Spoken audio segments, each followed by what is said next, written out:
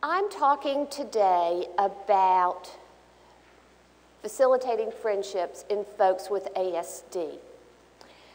And I just want to tell you a couple of things before we start the PowerPoint part of this.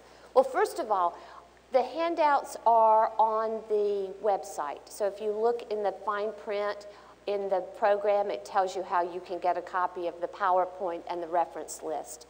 My website is on this slide.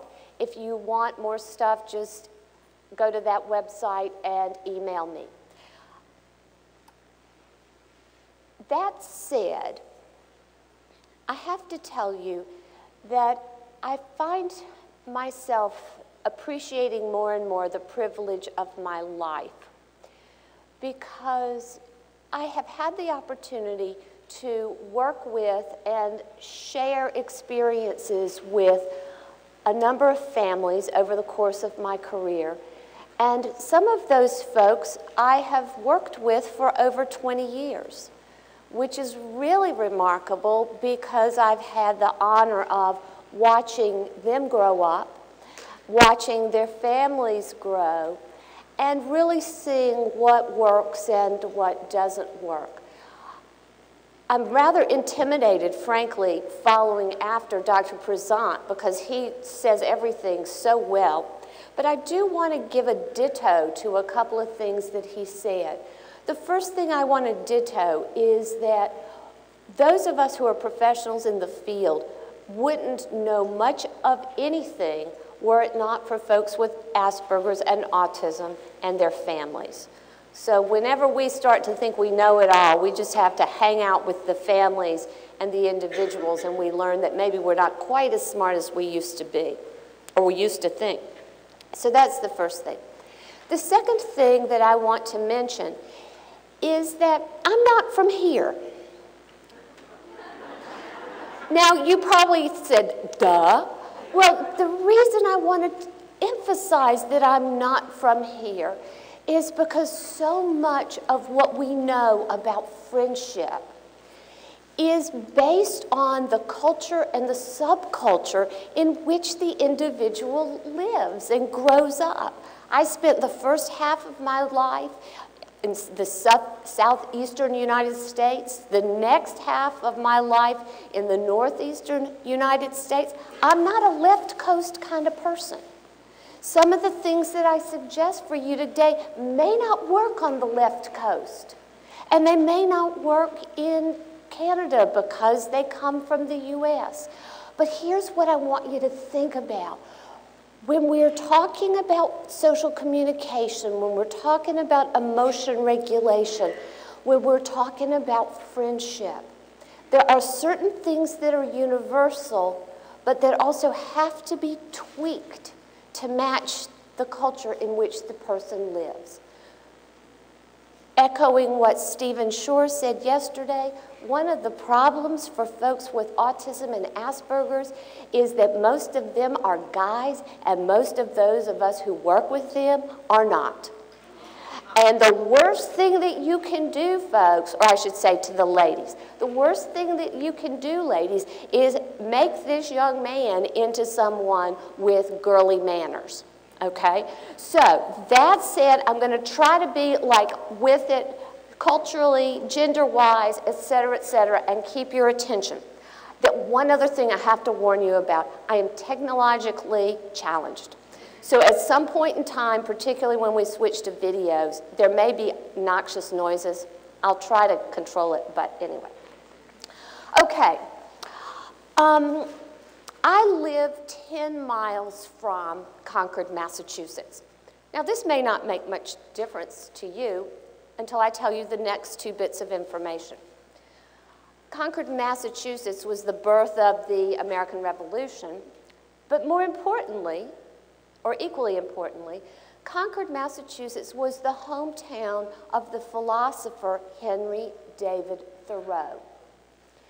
And Henry David Thoreau wrote about the values of solitude. And he went out by himself and learned great truths about human nature by being alone. And you say, so? The reason I tell you that is because I am frequently asked by parents, why does it matter if my child has friends? Maybe he or she is just going to be like Henry David Thoreau. Maybe he or she wants to be a hermit. Maybe having friendship is our neurotypical value and not necessarily my child's value. Why does my child need to have social skills? He could be the next Henry David Thoreau. The answer that I give folks is, you know what? Your son or daughter may indeed choose to be a hermit.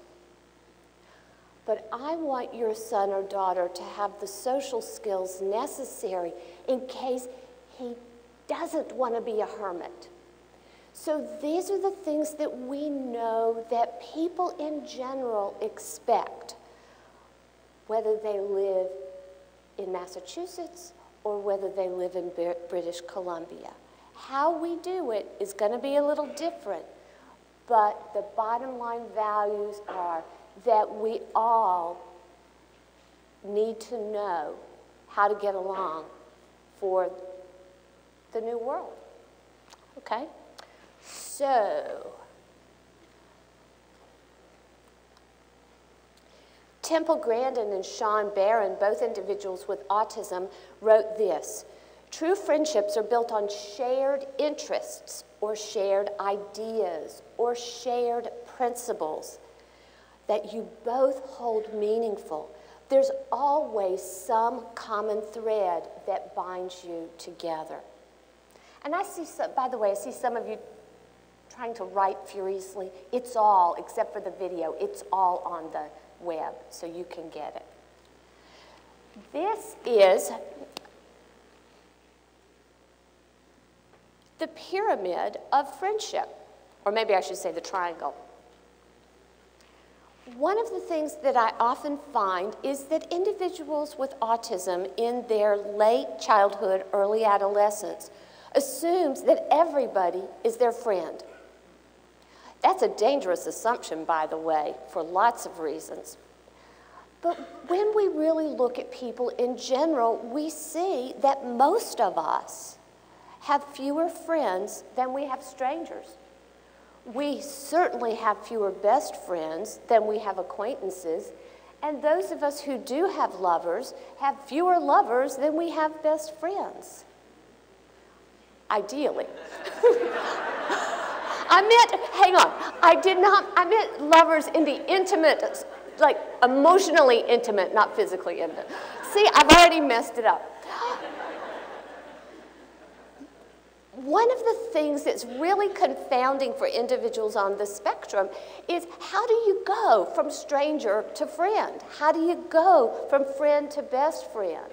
And by the way, I hate to upset people who work with young children, but sometimes we, the grown-ups, make this all the more confusing because we talk about kindergarten classmates as friends.